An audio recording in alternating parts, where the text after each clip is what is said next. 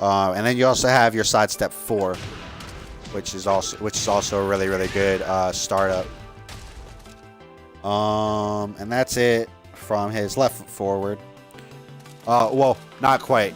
You also have his wall rising 2. And that's pretty much it.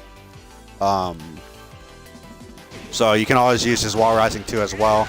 I don't typically use it because I don't typically expect a wall rising move to make contact. Plus, as you might have already guessed, the range on this kind of sucks. So that's something. If you're one of those people that mash 2 a lot when you're getting up, then this might be the move that you end up using more times than the others. Let's see.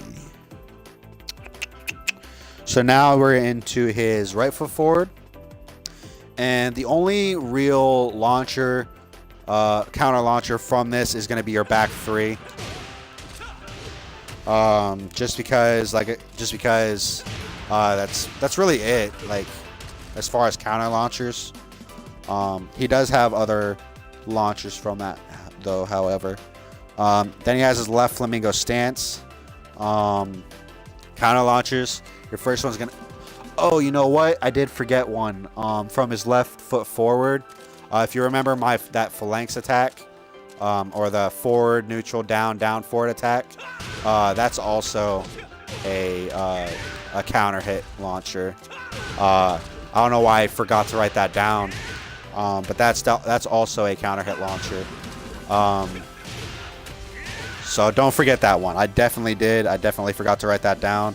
I don't know how the hell I managed to remember, but I did. So your next one is going to be from your left flamingo, your forward 3. Oh, my bad. It's going to be your forward 3. It's a fair It's gets you a fair amount of damage, and that's pretty much it from left flamingo as far as counter launchers.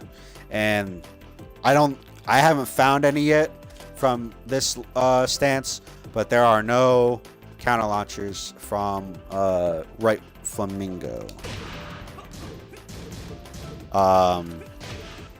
Yeah, there's no counter launchers from there. So that's pretty much it. And last but not least, we're going to go over his launchers. Obviously, he has a simple down forward 2. The only thing I have a problem with is the range sucks. But it definitely has its uses. He has his back 3, which is probably going to be one of your go-to launchers. 1 second.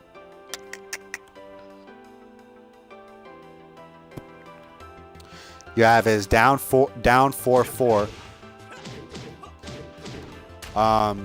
And this is not a natural hit. So be very, very careful, especially against somebody who knows Hwoarang very well. This tends to get ducked a lot, and then you end up being punished for it. But this is a fair launcher. If it does manage to land, it'll get you some pretty good damage.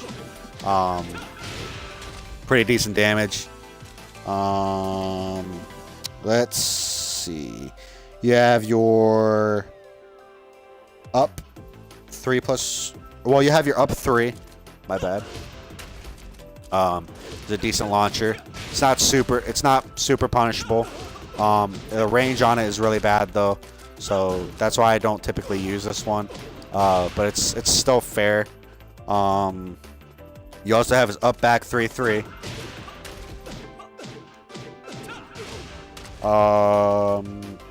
And that's pretty decent. You have his up 3 plus 4 next. This used to be absolute garbage, but now they actually got to where he's jumping forward a little bit. So this is actually a really good launcher now.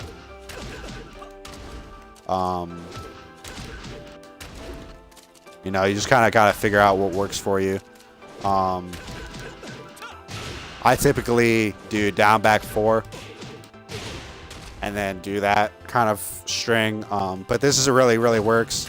And as you can see, it does really good at low crushing. obviously, and some mid-low box crushes. Not a lot, but there are some. Your up forward 3-4 is a decent launcher. The only problem with it is that it has a slow startup, so be careful with that. The two beginning attacks to his Hunting Hawk. Now I want to take a minute to talk about this next attack, because I have never seen a single person actually get in depth about this attack, and it's a lot easier than people make it out to be, which is going to be his JFSR. So say you're like me right now, and you aren't getting it. Well, first, his main launcher is going to be his Skyrocket. This is what you're going to use at first. It's a decent launcher. The only problem with this is that, from my past experience, I don't know if they fixed it between Tekken 7 and Tekken Tag, but this has always been about as punishable as a lot of Hwoarang's lows, and that's definitely not something you want to have. So that's why I strongly recommend, if you're going to be a Hwoarang player, to learn to use his JFSR. I want to get into details, because a lot of people mention, they're like, oh, this is how you do the JFSR. It has to be the exact same frame every single time. I'm here to tell you, no, it does not. Yes, while you're in left foot forward, yes, it does have to be in the same frame data. As you're seeing, I'm having issues with doing it. You know, I can't do it every time. Some days I can do this non-stop without messing up a single time. Other days, I can't. Other days, I just suck at doing it. So what I'll do, if I'm having issues with the Just Frame Skyrocket, and I keep doing stupid stuff, and I keep getting things like this, or something like this, or this, or this, or something like this, I'm going to show you a really, really easy way to make JFSR just a little easier. It's just as simple as hitting 3+4 and being in right foot forward. Now, the reason I say this is because you do not have to hit that down forward and 4 in the same frame. You can hit them. You can hit it just like a normal attack. If you aren't able to yet. A lot of people know this, but I've never actually seen it put into a video. So when you're in left foot forward, yes, you do have to put this in the same same frame data, which sucks, because it's a really, really good move, and it makes it super safe, and it opens you up to a lot more combos. But if you're new with Tekken, and you're sitting there thinking, I'm never going to learn to do that, I'm never going to be able to. Well, it typically is forward, neutral, down, down, forward. But the way to make this a lot easier is string your opponent until you're in right foot forward, and then you can just do it. And it does not have to be in the same frame data. You just want to avoid hitting that down button. And that's it. That's all there is to it. Hold on. Trying to get this here. There it goes. And as you can see, it does not have to be in the same frame. If you look at the bottom right-hand corner of the screen, it does not have to be in the same frame data. And I got sloppy with it. And I still can get it. And this is especially for because I'm originally from the PlayStation 3. To me, the Xbox controller is ginormous. So for me to be able to get the JFSR on command doesn't happen for me as easily anymore. So a lot of times I'll be stringing my opponent to death, doing this whole thing, and I'll notice I'm in right flamingo, and so I just my bad. I'll just do something like this. Oh shit. And well, I'm trying to do it right now, but usually I don't even think about it. But usually I'll just be doing something like this, and I'll just do it, and just like that. and I'll do the JFSR, and it sometimes hits, especially because for some reason when people see you in this stance, they want to duck for some godforsaken reason.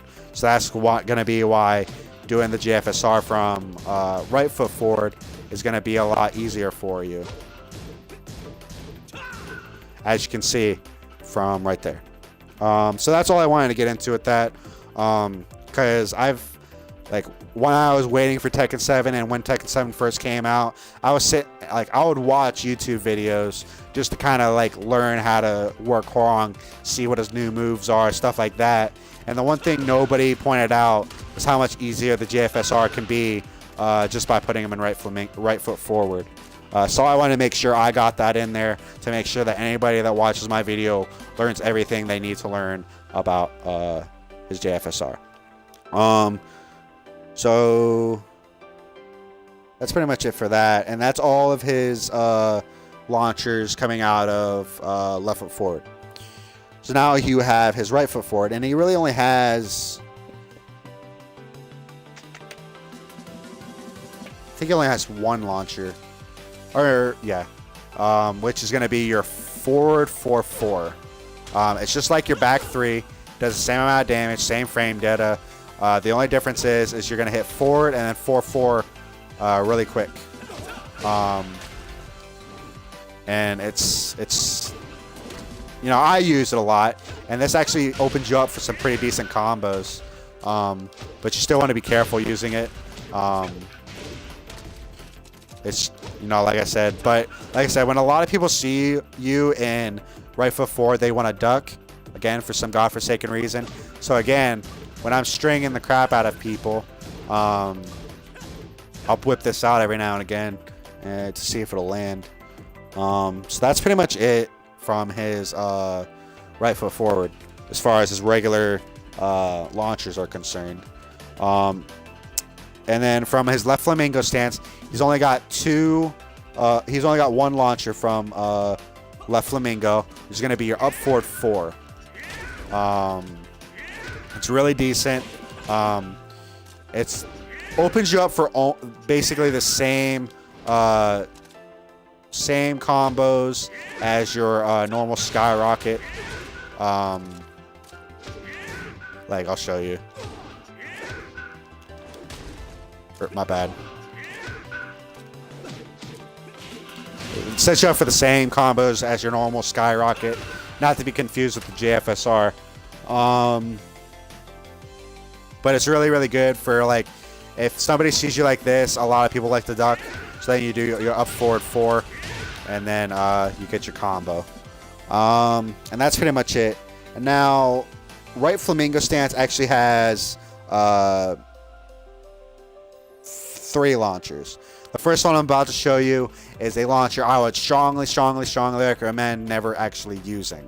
I'll show you. It's going to be your forward 4-4.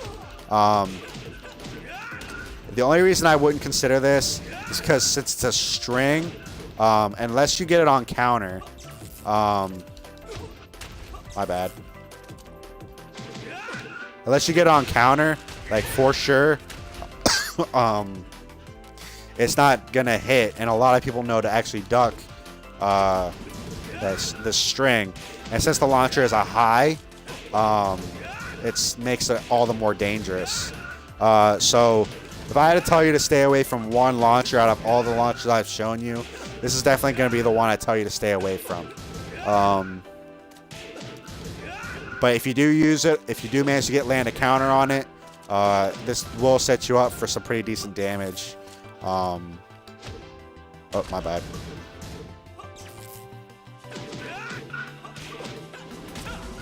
My bad. Well, I ain't going to try to do that stuff right now. Your next one is going to be your down forward 4. Or, my bad. It's going to be your down forward 4. It's just it does not have to be a counter. Or, my bad. But it'll set you up for some pretty beefy combos. It's not going to be they're not going to be the greatest combos, but like I said, when people see you in right flamingo,